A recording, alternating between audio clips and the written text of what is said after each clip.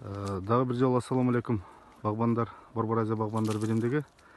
Биз бүгүн жогоруда айтылган сюжеттерибизди айтып кеткенбиз. Биз Өзгөн районунун Карадыйкан айылында, Урункөл-Чапкы айылында жаз ай өкмөтүндө бак кесүү процесстерин жүргүзүп атабыз.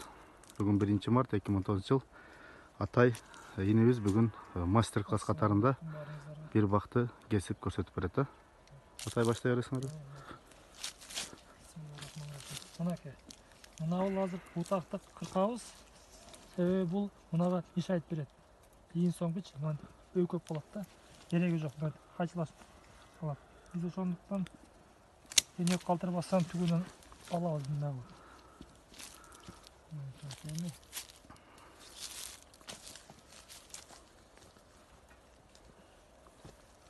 Мына дагы өмөлү буюрса, ийин соңгу өмөлүгө айланат. Мына бутактын мына башында точкасынан гана кырып коюш керек. Ана мынантип ичине чыккан ашыкча капельцаларын алыш керек. Рона бериш керек да, мында алып. Анан так, эми мынау проводник, мынау кеткен. Мынау неме конкурент. Бирок карап көрсөк, капельцасы бар экен да. Ийин соңгу өмө берет. Биз ошондуктан муну кыркпайбыз дагы. Өмөсүн алыш үчүн мынтип башынан эле кыркабыз. Укорачивать этип коебуз, Укорачивать болот да. Ал да конкурент, Жок. Мынау проводник, мынау конкурент. Конкурент, Биз ошондо мынакей 1, 2, 3, 4, 5, 6, 7, 8, 9, 10, 11, 12, 13 өчүрүп болсо, биз ошондо мынабул үчүрдү мына. Бул жака барып аткан үчүрдүн башынан кыркабыз. Эми ошондо бизге мынабул үчүрдөн дагы бул жака мындай кыйшайып дагы үчүр чыгып, мындай формада үчүр пайда болот. Ага чейин бул жагынан капельцалар чыгып, шпорцалар пайда болуп, уже өмөгө кирип калат. Буюрса мондай болупчу. Ошо.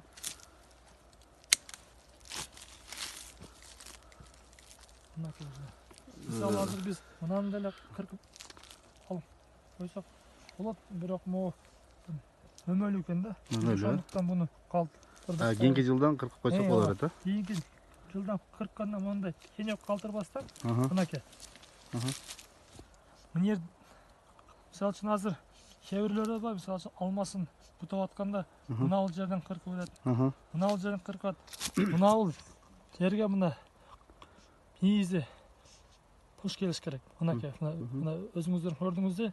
Мына ушул жерден кыркканда ийин кабык өсүп, мындай таза кесилиш керек. Мынакей. Без пенёга? Без пенёк кесилиш керек да. Мынакей уже өзүңүздөр көрдүңүздür. Мынандай болуп, шпорцлар уже көгөрүп, уже ачылып элетат. Вечер байлабы? Мынакей уже.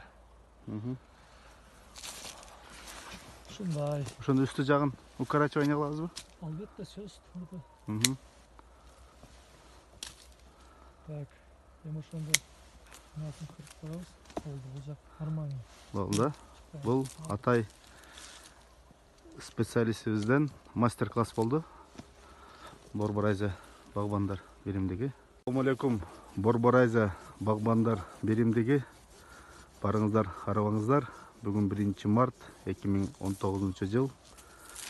Тактап айтканда биз Өзгөн районунун Карадыйкан айылынын жаз ай өкмөтүнүн Карадыйкан айылынын сай өрөөнүндөбүз. Урункөл-Чапкы айылы. Бүгүн биз 2017 жылы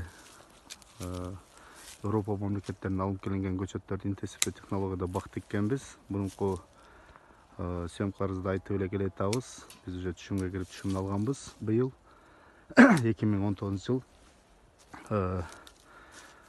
формировочный обрезка мероприятиясын баштадык. Бүгүн кыркып атабыз. Бүгүн биздин команда менен биргеликте. Бул биздин адисибиз Атай. Атай биздин бүгүн бакты формировочный обрезка жасап атат. Бул интенсивдүү бак технологиясынын өзүнүн технологияда формировочный обрезкалары бар, бирок биз андан айырмаланып ата экөөбүз өзүбүзчө бир өзүбүздүн мындай табитибизге жаккан форманы кылайлы, өзүгө жаккан нерсе менен жаңы формировать этели деп жаңыча формасын иштеп чыгып атабыз. Бул жерде кандай десем бир экспериментальный катарында кесип кыркып көрүп атабыз. Бирок биздин өзүбүзгө жагып атат, ошону жасап аткарып көрөлү деп атабыз. Атай, биздин көрсөтүп койсоң бир мастер класс катарында ошол жерде бакты кесип. Мына азыр мисалы үчүн мынанын ар бир бутагы мына үчүрлөрү булар азыр өмөгө кире элек үчүрлөр да. Эми булар башына мындай кыркылгандан кийин питаниянын баары башына чыкпай мына ар бир үчүрлөргө барат дагы. Ар бир үчүрдөн мындай мөмөлүү капицо пайда болот да, мыначы капицо деп коет. Баш жагы гүлдөйт. Бул андан кийин бутактар дагы экиге бөлүнөт. Биринчи бутактар өсүп аткан бутактар, булар вегетативдүү бутактар, ал эми экинчи бутактар булар мөмөгө кирген бутактар. Булар генеративдүү бутактар деп. Ошондон кайсынысы бул жерде генеративдүү? Генеративдүү азыр мыналар.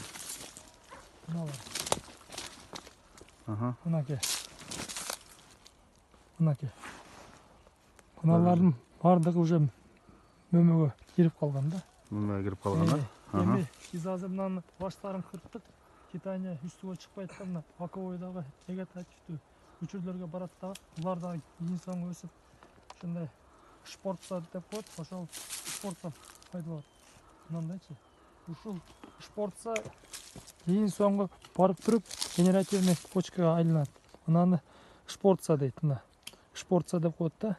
Кийин соңку бул шпорца өскөндөн кийин мындай гүлдөй турган почка болот. Мынакей генеративдүү.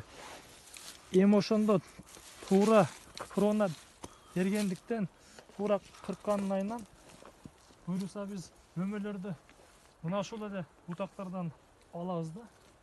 Ошондо ушунда подствольный болуп калабы же кандай? Подствольный. Кайсыл жерден мөмөлүү үчүрлөр чыкса, биз ошолордон эле мөмөсүн ала беребиз. Мынаны мисалы үчүн кладовой прутик деп коет да. Булар дагы мөмөлүү, мынакей. Кладовой прутик деп коет. Кладовой прутик да? Прутик деп коет. Мынабыл, мынакей. Бардыгы мөмөлүү. Мыналардан мөмөлүү.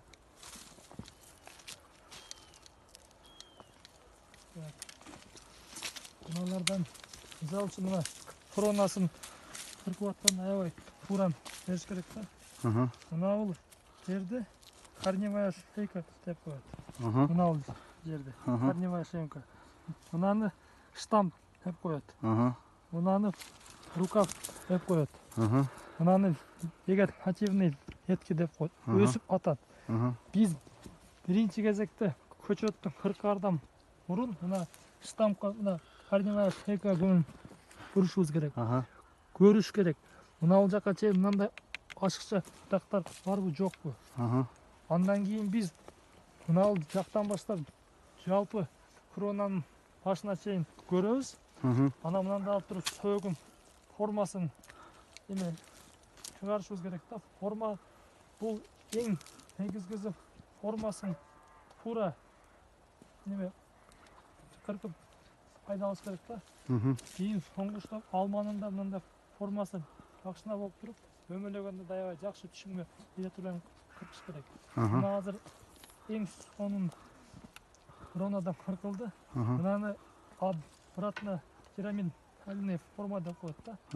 Мынакей.